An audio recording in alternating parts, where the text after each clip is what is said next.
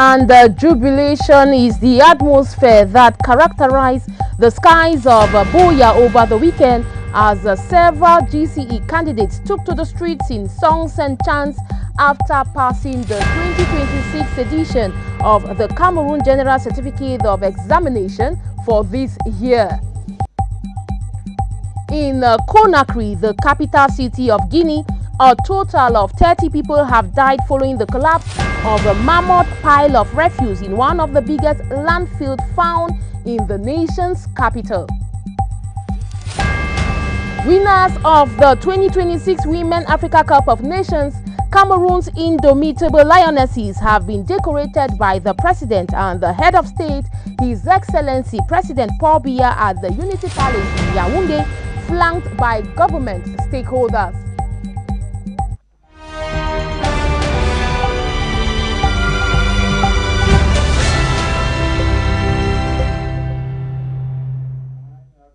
It's a new start of the week. It's 6:30. Time for us to bring to you News Hour on Royal Television. Call us the New Vision of Africa. And like we told you in a headline, songs of jubilation have characterized the skies and the streets of Buea, passing from Moliko to Bokwango, Munya, and the Why Not Great Support as a successful candidates of the Cameroon General Certificate of Education counting for the year 2026 made it. While the results were published over the weekend, Sonita Ngoni gets to paint a perfect picture of that celebration in Buea in the report that is upcoming.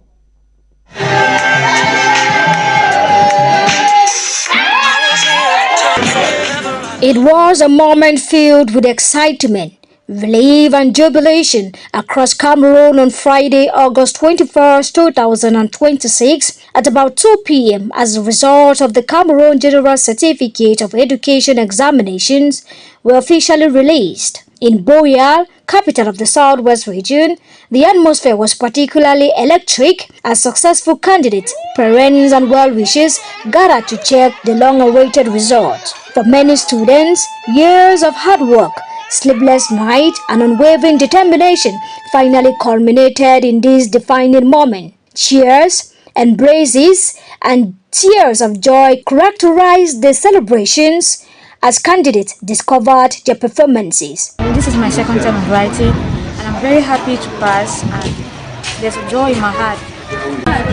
I wrote the advanced level in Moya St. Therese. I saw my name, I passed, actually a commercial student, and I wish to study banking in a university. The 2026 GC result have recorded an overall national pass rate of 74.24%, reflecting a commendable performance by the candidates across the country. At the various levels, the general education ordinary level recorded a pass rate of 62.15%, while the technical education ordinary level stood at 67.32%. At the advanced level, the general education recorded an impressive 78.36%, while technical education registered the highest pass rate at 89.34%. With an overall pass rate of 74.24%, the 2026 GCE results have brought a wave of pride and celebration to thousands of families. For the successful candidates, the results mark not just the end of an examination journey, but the beginning of a new academic opportunity and brighter prospect for the future.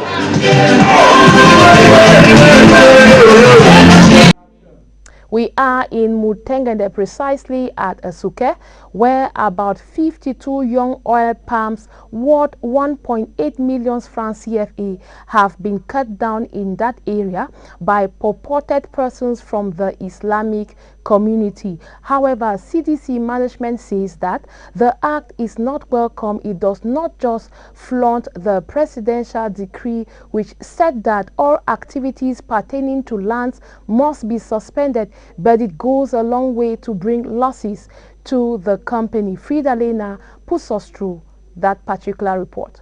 The call came in early Thursday morning, August 20, 2026. A group had entered CDC estate at Esuke Mutengene with automated chainsaws.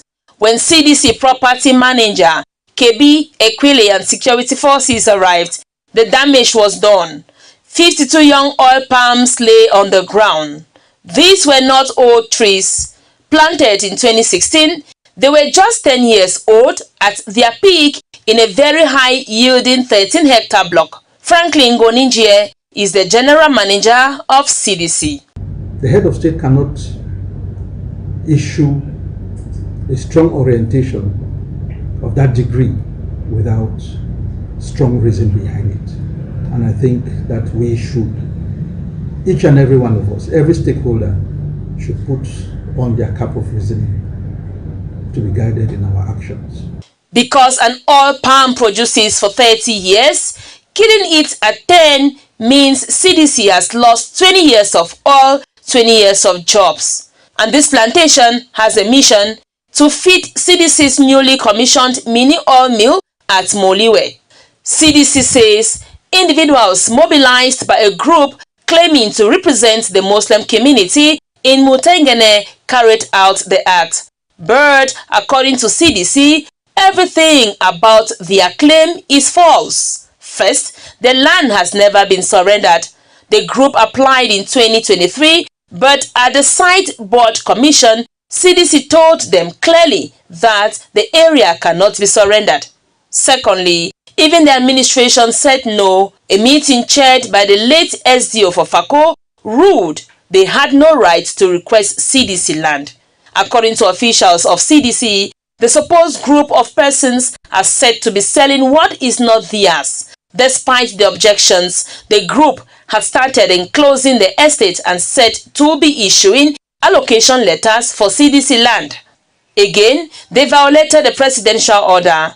The presidency in September 2020 suspended all land transactions in Fako and on CDC leasehold lands, CDC added. The area has not been surrendered. There is a laid-down procedure for surrender of parcels of dead parties, as clearly stipulated in the ministerial order of 3rd March 2023. That procedure has not been followed to the letter. Now, CDC is calling on the administration and security forces to enforce the law before more chainsaws return at dawn. For a corporation fighting to stay afloat, every palm counts. Just recently, 52 were lost. The chiefdom of Bokwango Membia, under the guise of His Royal Highness Chief Mbonde Albert, has donated both food and the non-food items. They donated books and other didactic materials to pupils and the students, while also giving out foodstuff to widows and the widowers, an action from the chief himself and the friends of the palace. Worthy of note is the fact that this is coming on the heels of a one-week free health campaign that took place still in Bukwango, as you tell us, Mwambo William.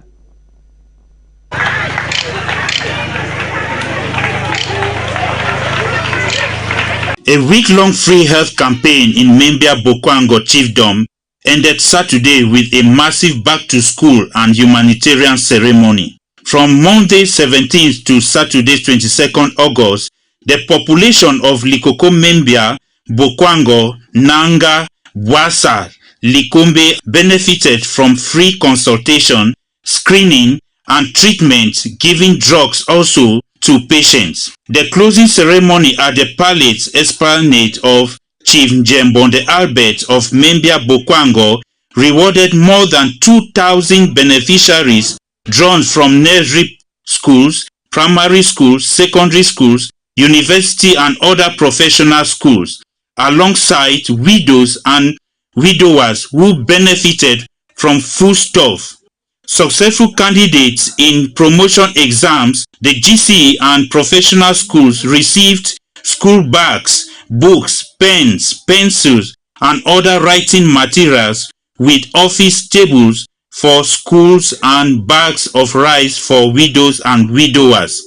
The initiative was sponsored by the Prime Minister and Head of Government, Chief Dr. Joseph John Gute, though absent, sent a heavy envelope which pushed the back-to-school ceremony. I repeat the 1 million francs of the Prime Minister, head of government, is received with a lot of appreciation. And that sum has helped us to increase and to support the notables in their endeavor. Alongside Professor Mrs.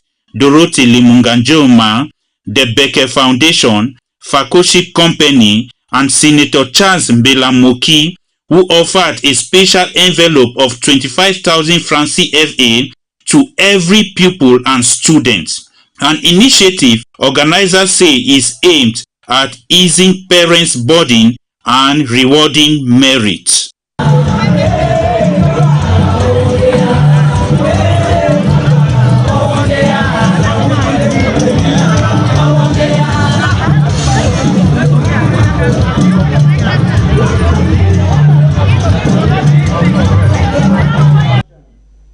Gratitude Islamic Secondary School GIS Boya has ended its 6-week Value Builders Holiday Boot Camp, an initiative designed not just to equip students but also impact them with practical knowledge, leadership skills, and the positive mindset beyond the classroom. Also, the participants learned a good number of skills such as entrepreneurship, problem solving, and the skills acquisition, plus public speaking, as you get to tell us, Natalie Njuma. The 6 weeks Value Builders Holiday Boot Camp, organized by the administration of Gratitude Islamic Secondary School under the stewardship of its principal Tawad Ibrahim, brought together students in a program focused on learning, leadership, and personal development. For over 6 weeks, the contestants, drawn from different classes in the institution, tested their abilities through competitive rounds that featured activities covering topics such as entrepreneurship, problem solving, skill acquisition, public speaking, healthcare, financial literacy, and entrepreneurial assistance. The program sought to go beyond classroom education by preparing the students to become community builders, advocates for humanity, future leaders, and change makers within their communities. Speaking as guest speaker at the closing ceremony, the Imam of the Boya Central Mosque, Alhaji Mohammed Abubakar, cautioned the students against social ease and behaviors that could derail their future. He encouraged them to cultivate a lifestyle of prayer while building strong characters and remain committed to excellence, peace, and discipline. I just to thank God for the parents who saw in us the value that it takes to build a champion. You know, if we inculcate morals when the children are still young, there are very high chances that they will succeed. And so the message we're sending to the parents is that next time when we have such an invitation, please don't hesitate. Send your children to be built morally, spiritually, economically, and also as they're coming back, be sure that they are completely different. They're different products positively. So I want to thank you actually for seeing in us the value that you thought that instead of keeping the children loiter around the quarter, you have sent them to us to continually train them on other aspects besides the classroom aspects. The Imam further challenged the students to become agents of peace, embrace volunteerism, and develop good time management skills as they pursue their goals. Alhaji Mohammed Abubakar also called on parents and the general public to encourage their children to participate in programs of this nature, noting that such initiatives provide young people with lasting life skills needed to navigate the challenges of the future. The boot camp also featured several knowledge-based contests where participants battled to demonstrate their understanding of topics taught throughout the 6 weeks program. Isa Rashidatu emerged as the overall champion and was rewarded with a trophy alongside didactic materials for her outstanding performance during the various rounds of competition. The Value Builders Holiday Boot Camp, organized by the Gratitude Islamic Secondary School, ended on a celebratory note with participants, teachers, and guests coming together for a group photograph and merrymaking to commemorate the event. The pedagogues are hopeful that the lessons and experiences gained during the camp will inspire the students to become responsible leaders, entrepreneurs, and positive contributors to their communities.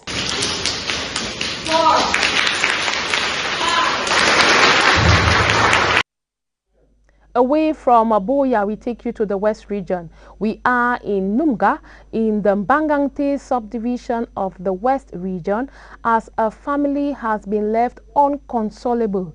They are in grief and they are mourning the loss of 3 of their family members recently as they were on a bike accident. The accident, it should be recalled, took place as a heavy-duty truck crushed all 3 of them on the bike at the entrance to the Numga Health Center. Natalie Njuma up next. The unfortunate morning began like any other day for residents of Numga, but quickly turned into a moment of tragedy as news spread of a fatal road accident involving a truck and a motorcycle. According to eyewitness, the accident occurred near the entrance to the Numga Health Center when a truck reportedly coming from Fumbot violently struck a motorcycle as it was pulling out onto the road.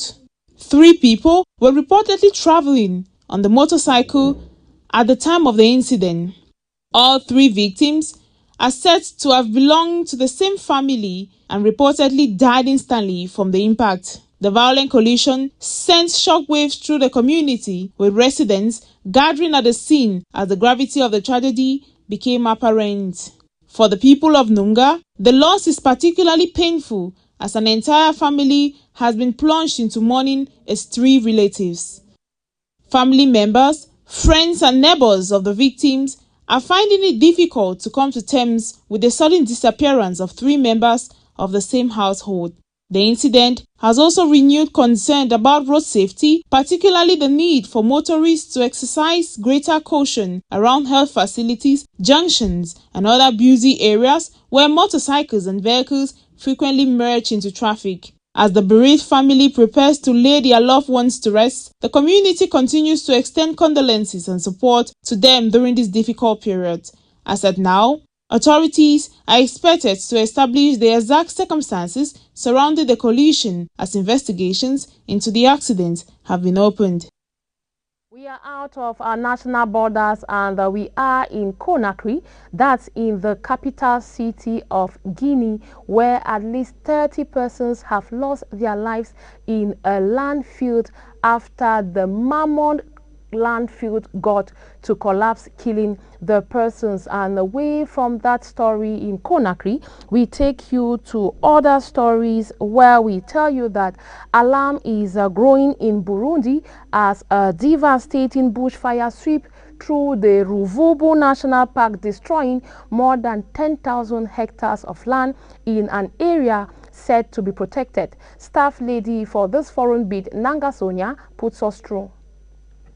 A mountain of waste has turned deadly in Guinea's capital, Conakry, after heavy rains triggered a landslide at the Dar es Salaam landfill early Sunday. The collapse sent tons of rubbish into nearby homes and makeshift structures, killing at least 30 people and seriously injuring 6 others. Several homes were also destroyed. Rescue workers, assisted by excavators, have been combing through the debris in a desperate search for anyone still trapped beneath the waste. The disaster occurred in the Gbesia commune just days after authorities announced plans to close the landfill over safety concerns, particularly during the rainy season. Residents living near the site had also received eviction notices, although many were still in the area when the collapse occurred. Guinea's government says additional resources have been deployed for rescue operations, medical care, and assistance to affected families. Authorities have also pledged to relocate families still living near the dangerous site.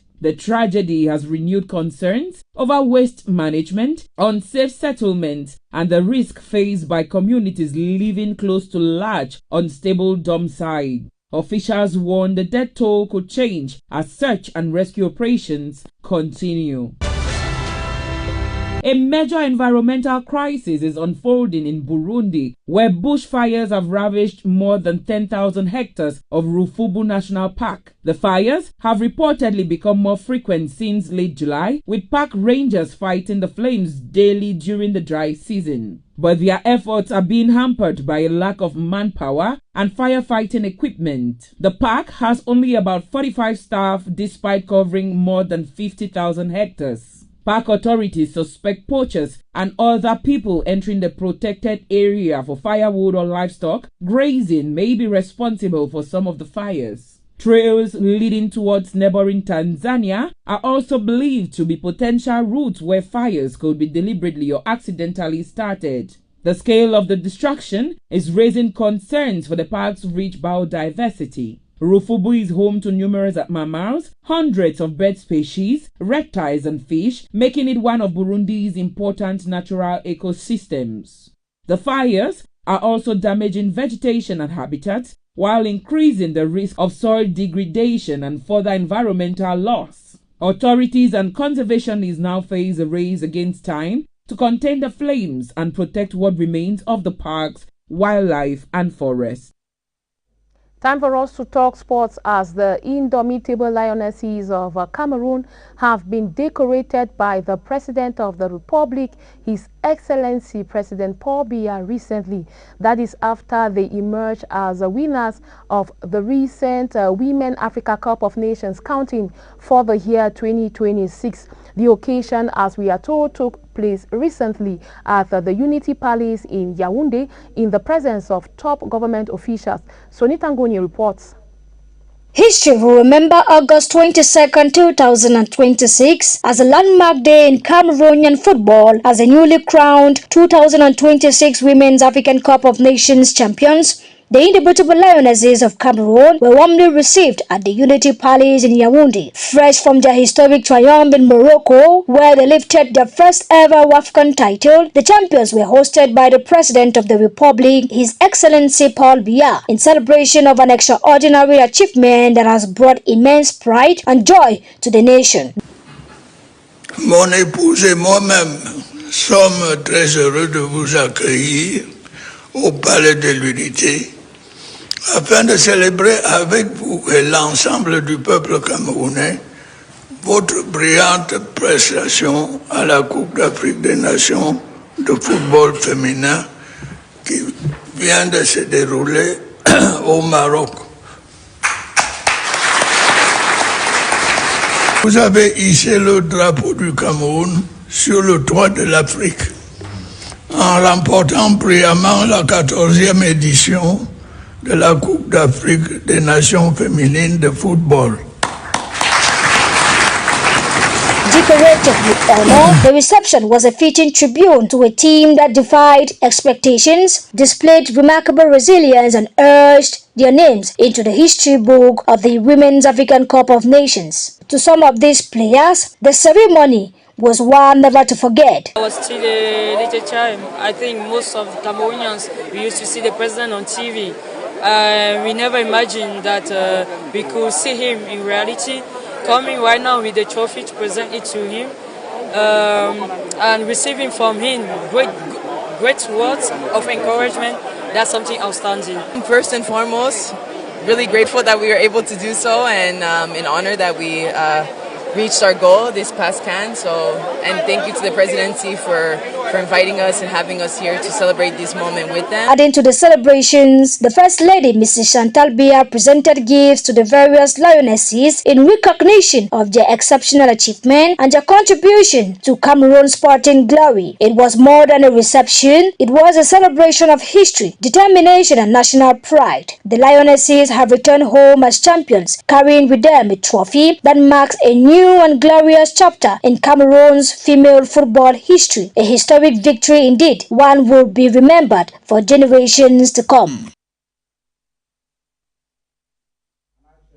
Still in sports, we bring you over to Tico here, where Back Council have made history as the first champions of the Best Team Tico Sub-Divisional Football Tournament. That is after beating Water Tank 4-3 at penalty shootouts following a dramatic 1-1 draw at the Tico Town Green Stadium here in the Southwest region. The maiden edition was not only a celebration of football, but also a showcase of community spirit, youth empowerment, and entertainment, with back-to-school gifts being distributed to children, and the children also, plus the artists, also had the opportunity to spice the event with not just color and flair as they had performances. Sports staff lady Kosona Claudia Mvuma tells us more.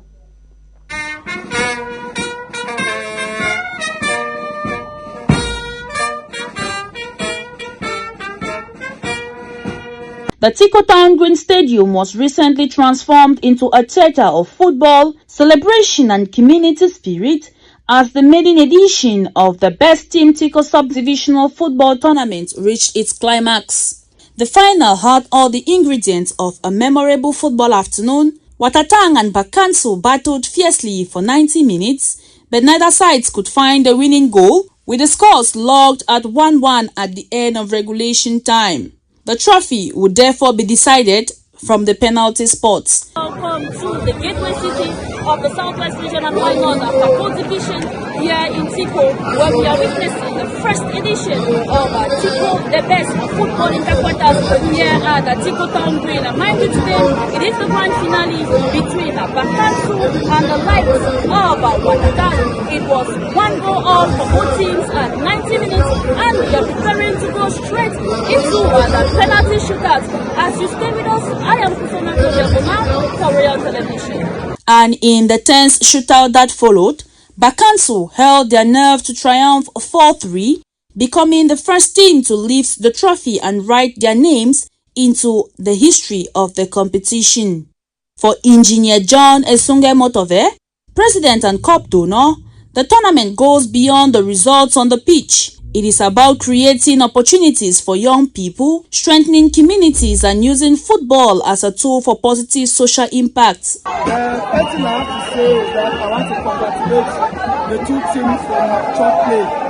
If you look at the pitch, the nature of the pitch, and what those guys did on the pitch, nobody expected that. The final also carried a strong message of giving back to the community as footballers fought for glory on the pitch. Children were not left out of the celebration, with back-to-school gifts distributed to young beneficiaries. The atmosphere was further spiced up by artists and musical animation, turning the final into more than just a football match. It became a celebration for the entire community. The event attracted several dignitaries, including the divisional officer for Tico, Samuel Nukuri, Limbe City Mayor Dr. Paul Efomengale, who served under the patronage of the event, as well as Honorable Findy Stanley and a Senator Fonderson, alongside other guests and football stakeholders. For Bakansu Captain Confidence, the victory is a reward for the team's determination and a moment that will remain special in the history of the club. We came to the tournament as the underdogs, but now we are the winner. We never estimate anyone.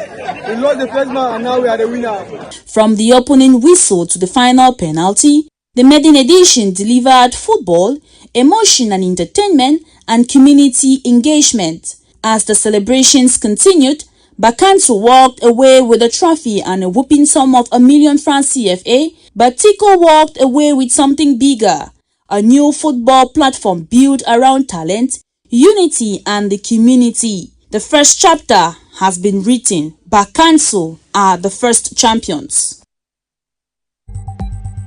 Joy and the jubilation is the atmosphere that characterized the skies of Boya over the weekend as several GCE candidates took to the streets in songs and chants after passing the 2026 Cameroon General Certificate of Education for this year. In Conakry, the capital city of Guinea, a total of 30 people have died following the collapse of a mammoth pile of refuse in one of the biggest landfills found in the nation's capital. Winners of the 2026 Women Africa Cup of Nations, Cameroon's indomitable lionesses have been decorated by the President, Head of State, His Excellency Paul Biya, at the Unity Palace in Yaoundé, flanked by government staff. stakeholders. Thank you for tuning in to this edition of the News Hour. Today was Monday, the 21st of August 2026. I am asking you to stay tuned to our programs, but then I will be here tomorrow, same time, 6 p.m. to bring to you another edition. Have a blessed evening in the company of our programs. Bye-bye.